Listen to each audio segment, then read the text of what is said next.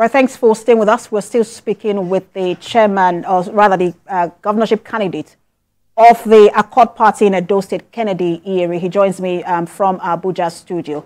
Now, let's continue our conversation. We were talking about the peace accord earlier, but you are not even in Edo State. You have said that you won't sign it. First of all, you're not in Edo State to sign it. You are not in Edo State 9 days to the election.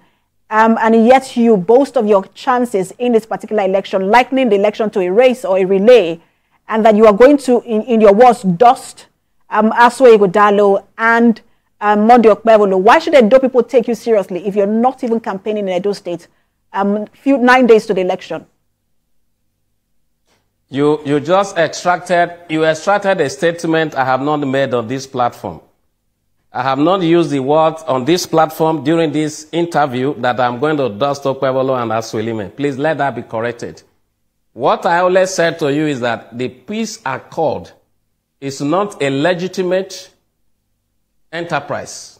When I use the word fraudulent, you counter me. But let me come back from another perspective. I am a free entrepreneur. If you want to rate the biggest grant specialist in Africa, I should not come below the third position. So I know how people and organizations get grants. And I am telling you that the executors of the peace accord are basically the National Peace Committee and the Cookout Center.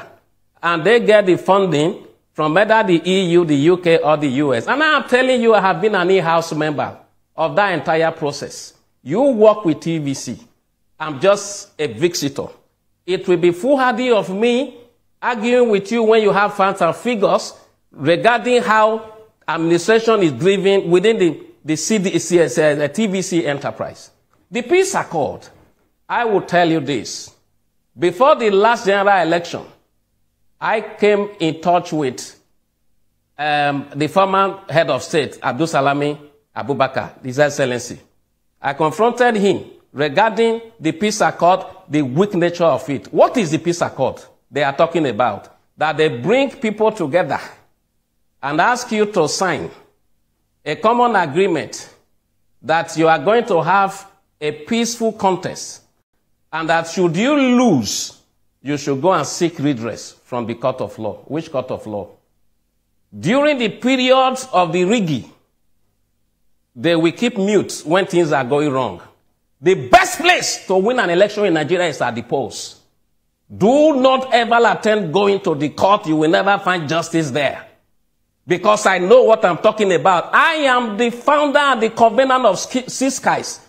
That is an acronym that stands for Civil Society Committee for Anti-Fraud Election Security. I have more than 200 CSOs that work with me. In that very committee, we monitor. Like the election that is coming in Edo, I'm going to quote institution. TMG. I am with them. That is the biggest body that observes elections. No election ever conducted that I have not observed. And I sponsor, through my organization also, a lot of other organizations or bodies that participate in that. I am telling you that if the EU and the UK and the US, they want us to have a credible election, they know what to do. For your information, are you aware that the same INEC that these so-called observers are meant to checkmate are the people who recommend the organization they will select to observe election? Can you build a house and you hire a security personnel armed with a pump action rifle, and then your car is parked inside? This same person, the same armed robbers that you wouldn't want to gain entry into your house is the person you have come to hire to be that your security guard. That means you do not value your cars or the items you have in your house. I do not say what I do not know. My name remains. You are saying what the you say. Former president know me. Iyere, just a minute. Know me. You say knows me. And I am telling you that I know too well that peace accord has never solved, has never meant. All right, Mr. Iyere, the point is for that which information it was actually created. That information is at your disposal, not at ours, and we cannot, we don't allow statements that we have not verified. And that is why you shouldn't counter me when I'm saying what I know. Mr. Iyere, let's get to the question that I asked you earlier. You were saying that you have not made that statement on this platform. You made that statement within another interview. I think it's an online TV. You can ask me now. You can ask me now. I will confirm. You made that statement on another platform, an online TV, and you said that you were going to dust. You likened the race to a relay, and you actually said you were going to dust Aswe Godalo and Mondo Kbebolo if you are put side by side. Well. Yes. And I'm asking you where that confidence comes from, and then if you are not in Edo State 9 days to the election, why should Edo State people take you seriously? Let me respond to you now. Should I respond to that? Please go ahead. I made that statement some few months ago, just when I emerged the winner of the primary conducted by my great party, Accord. It's on national news that I stood for that election and I won.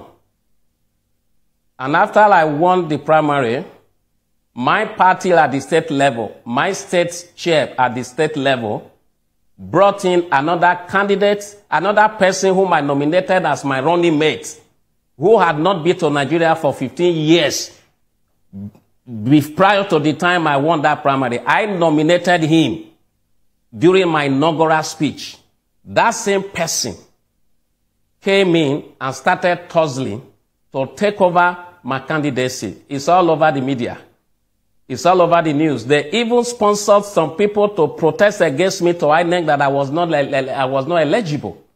Till this very moment, he is still doing it. Unknowingly to me that the guy that I nominated as my running mate wanted to use the candidacy as a platform or avenue to raise funds or funding from his supporter in the United States. His name is Bright N. Abulele. If you go to Benin today, he has his billboard, all for him, deputy candidacy. I wasn't ever coming to vie because I wanted to gain political power. I already have enough power.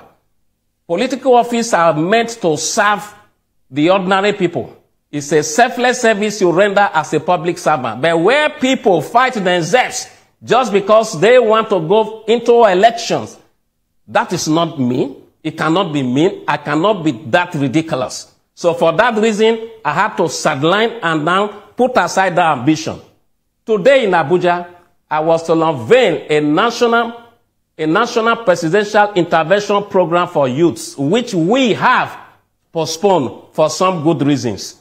I have better things to do as a free entrepreneur. I have better things to do as a social entrepreneur. There are so many ways you can help to rebuild Nigeria. You mustn't be a governor. You mustn't be a minister. Just confirm you must for not us. even become the president. I have to quickly butt in because I need to get your confirmation. Coming again for what I said. Let me tell you my impact in the door. Hold on, I'll get to your impact. But confirm for us that you are no longer participating in this election. I want to believe that that's what you're saying, that you have pulled out and no longer a candidate. That is not what I have said. So but if you want me to respond to that, please explain to us. Let me tell you. Good. I am telling you, I am a political movement and an institution and a colossus. If I have any need to pull out, I will do it in a kingly way, in a volcanic manner. Let me tell you, go and check facts and history. Go and find out how Adeleke became the governor of Osun State. Go and find out how Peter Mba became the governor of Enugu State. I stopped there first. And you cannot rule out my impacts in Imo. Find out how Peter Obi became a movement. Find out the person who started the whole idea that later became the obedient movement. I am an institution. In my state, I stand to decide who becomes the next governor. I'm not boasting. I am a movement.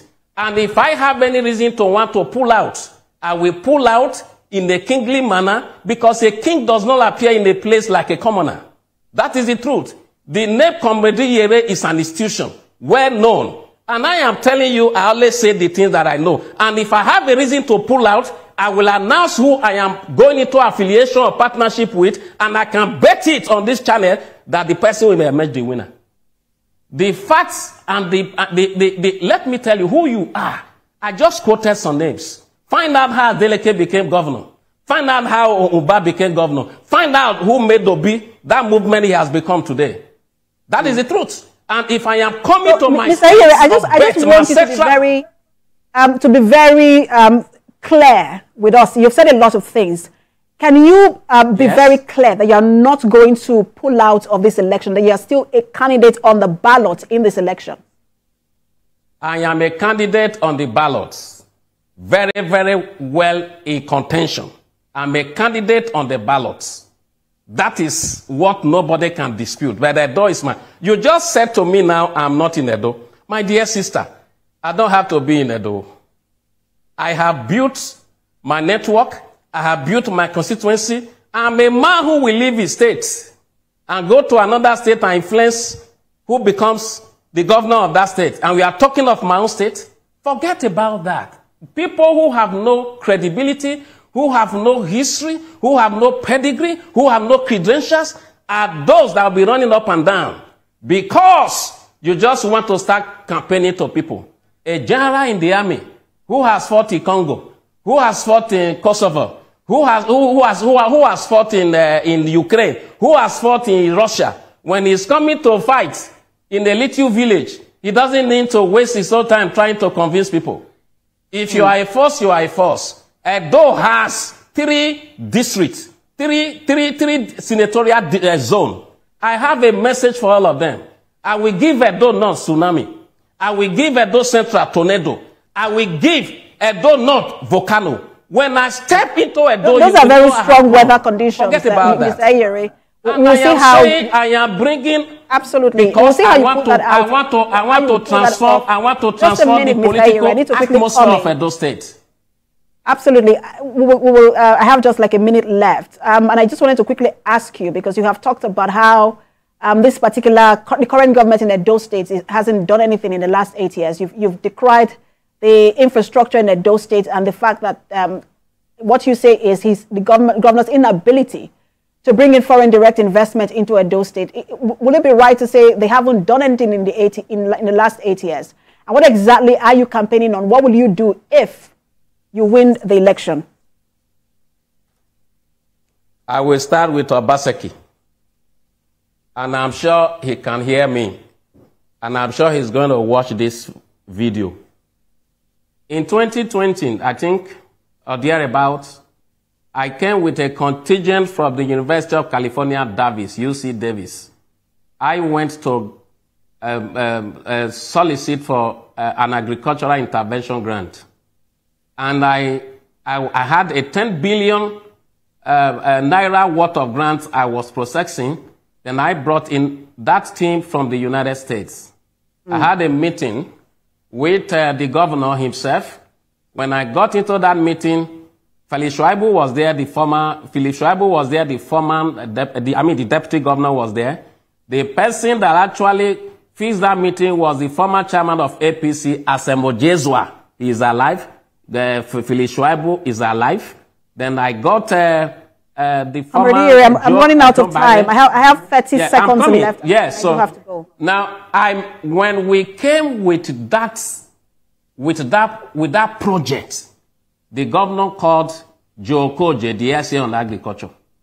Before my eyes and before the eyes of the people from the United States, Obaseki and Joe told us and the team that they had enough money for agricultural intervention. All right. That project, Captain Hosa Okumbo, of blessed memory, through his younger brother Bright, we syndicated it together. Do you know, later on, when the team went back, all right, I have to go. I decided to go. I really know that this project existed. Governor, I know